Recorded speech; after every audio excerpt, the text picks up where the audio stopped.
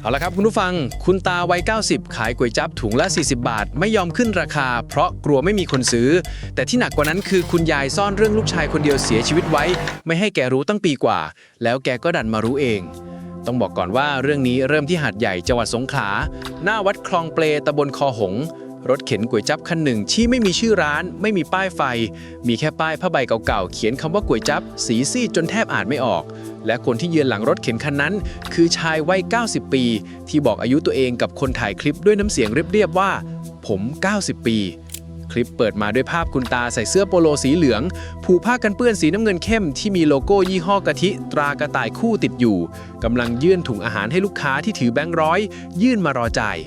ภาพตัดมาที่แกยืนจับสาวรถเข็นคุยกับคนถ่ายไปเรื่อยๆคนถามว่าแล้วคุณยายอายุเท่าไหร่แล้วคะคุณตาตอบว่าอายุ70กว่าคุณถ่ายทวนอีกทีว่า70กว่าคุณตา90แค่ประโยคนี้ประโยคเดียวก็เห็นภาพครัวเรือนนี้ครบแล้ว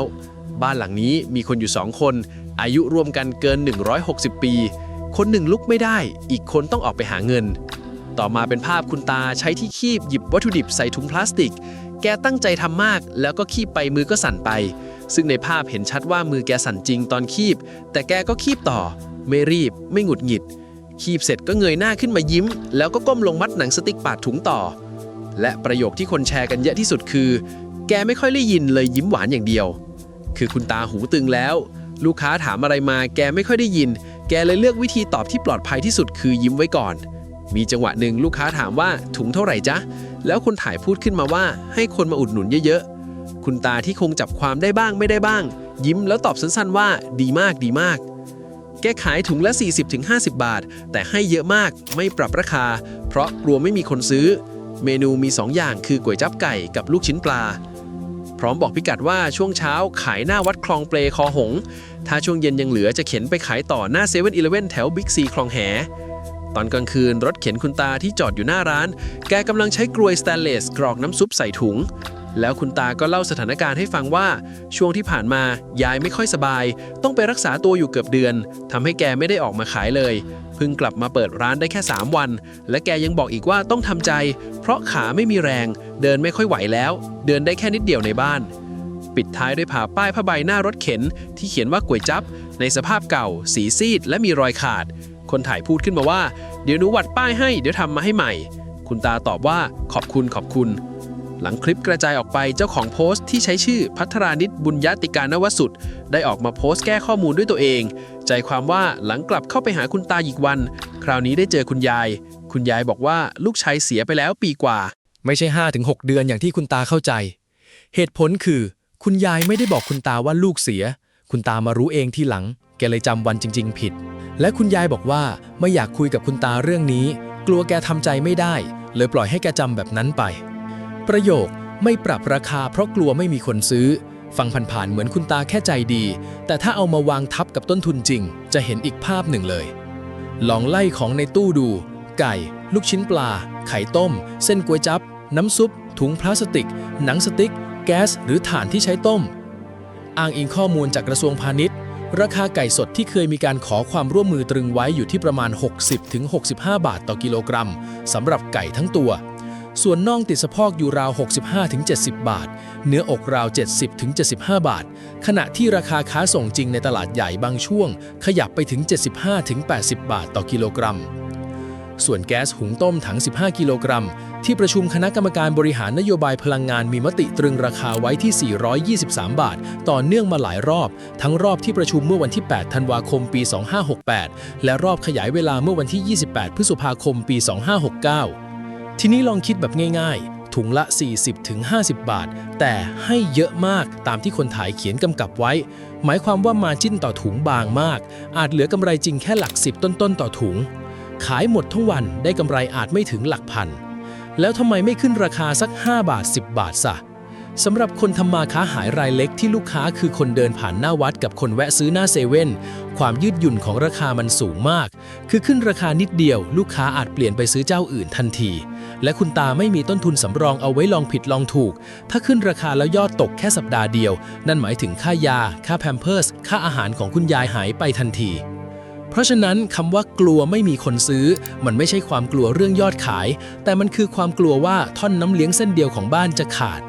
ครัวเรื่องนี้ไม่มีลูกชายแล้วไม่มีคนวัยทำงานเหลืออยู่รายได้ประจำที่พอจะพึ่งได้คือเบี้ยยังชีพผู้สูงอายุซึ่งตามข้อมูลราชการจ่ายแบบขั้นบันไดอายุ 90 ปีขึ้นไปได้เดือนละ 1,000 บาทจ่ายเข้าบัญชีทุกวันที่ 10 ของเดือนเอามาบวกกันคร่าวๆคุณตา 1,000 คุณยาย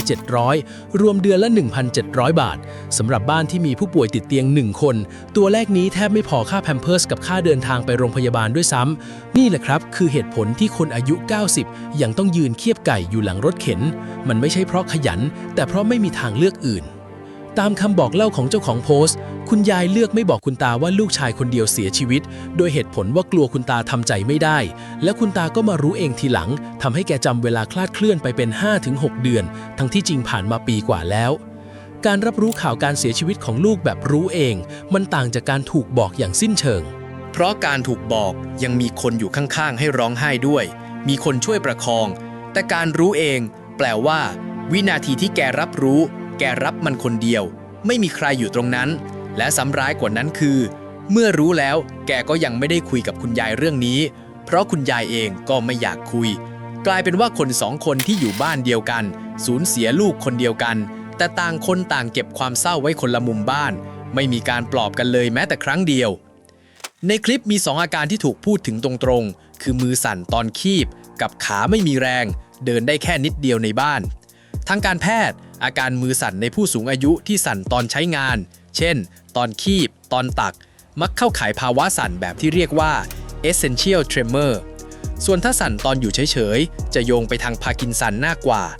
ส่วนอาการขาไม่มีแรงตามวัยเป็นลักษณะของภาวะมวลกล้ามเนื้อลดลงตามอายุซึ่งเป็นตัวเพิ่มความเสี่ยงหกล้มอันดับต้นๆของผู้สูงอายุแล้วยังต้องมีการย้ายพิกัดอีกจากหน้าวัดคลองเปลตำบลคอหงซึ่งอยู่ทางใต้ของตัวเมืองหาดใหญ่ไปยังบิ๊กซีคลองแหตำบลคลองแหซึ่งอยู่ทางเหนือของเมืองประเมินคร่าวๆจากตำแหน่งจริงของ2จุดระยะทางอยู่ราว 12-16 กิโลเมตรใช้เวลาเดินทางประมาณ 25-35 นาทีประเด็นคือระยะแบบนี้เข็นด้วยแรงคนไม่ไหวแน่นอนแปลว่าต้องมีวิธีขนย้ายซึ่งไม่ว่าจะเป็นวิธีไหนก็ล้วนมีความเสี่ยงกับคนที่ขาไม่มีแรงทั้งการยกของขึ้นลงทั้งการทรงตัวและรอบเย็นที่บิ๊กซีคลองแหยังบวกความเสี่ยงเพิ่มอีกชั้นเพราะเป็นการยืนขายริมถนนตอนกลางคืนทัศนวิสัยไม่ดีรถวิ่งเร็วคนหูตึงจะได้ไม่ยินเสียงรถที่ใกล้เข้ามานี่คือความเสี่ยงที่ประเมินได้ว่าสูงกว่าคนทั่วไปหลายเท่ายังไม่นับปัจจัยสภาพอากาศอีกหาดใหญ่เพิ่งผ่านมหาอุทกภัยครั้งใหญ่เมื่อเดือนพฤศจิกายนปี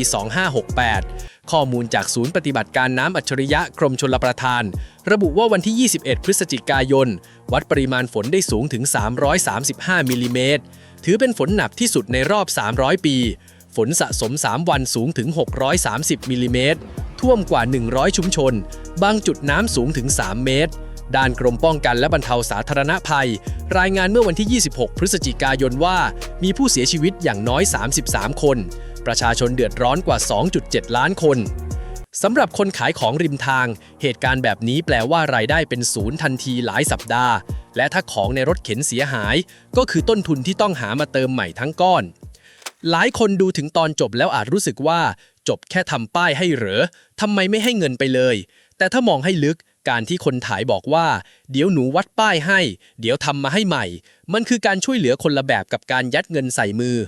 เงินสดที่ให้ไปวันนี้พรุ่งนี้ก็หมดแต่ป้ายผ้าใบใหม่มันอยู่กับรถเข็นไปอีกเป็นปีและมันทำหน้าที่แทนคุณตาได้ในสิ่งที่คุณตาทำเองไม่ได้แล้วคือการสื่อสารกับลูกค้าอย่าลืมว่าคุณตาหูตึงลูกค้าถามอะไรแกได้ยินแกได้แต่ยิ้มป้ายที่อ่านออกชัดๆบอกเมนูบอกราคาก็คือปากเสียงแทนแกทั้งวันลูกค้าไม่ต้องถามคุณตาไม่ต้องตอบลดความอึดอัดทั้งสองฝ่ายเวลามีคลิปแบบนี้ไวรัลสิ่งที่เกิดขึ้นเสมอคือคนแห่ไปอุดหนุนพร้อมกันใน 2-3 วันแรกฟังดูดีแต่ลองคิดตามความเป็นจริงคุณตาอายุ 90ทำเองคนเดียวเตรียมของเองคนเดียวคุณยายช่วยไม่ได้เพราะติดเตียงวันปกติแกอาจเตรียมของได้แค่จำนวนหนึ่งพอมีคนมา 2-300 คนของหมดตั้งแต่ชั่วโมงแรกคนที่มาทีหลังผิดหวังกลับไปแล้วคุณตาก็จะรู้สึกผิด เพราะฉะนั้นคำแนะนำที่ตรงที่สุดคือ ถ้าจะช่วยให้ไปซื้อที่หน้าร้านด้วยเงินสด อย่าโอนเข้าบัญชีที่โผล่มาในคอมเมนต์โดยไม่รู้ว่าใครเป็นเจ้าของ และถ้าอยากให้มันยั่งยืนจริงๆ อย่าไปกันหมดในวันเดียวทยอยกันไปคนละวัน2 วัน ให้แกขายได้เรื่อยๆทั้งเดือน ดีกว่าถล่มวันเดียวแล้วหายไปเลยภาพที่ติดตาที่สุดของคลิปนี้ไม่ใช่ก๋วยจั๊บไม่ใช่ป้ายขาดๆแต่คือประโยคที่คนถ่ายเขียนไว้ว่า แกไม่ค่อยได้ยินเลยยิ้มหวานอย่างเดียวผู้ชายอายุ 90 ที่หูตึงขาไม่มีแรงเมียนอนติดเตียงลูกคนเดียวตายไปแล้วโดยที่ไม่มีใครกล้าบอกแล้วสิ่งที่แกเลือกทำทุกวันคือยืนหลังรถเข็นคีบไก่ด้วยมือที่สั่นแล้วยิ้มให้ลูกค้าทุกคน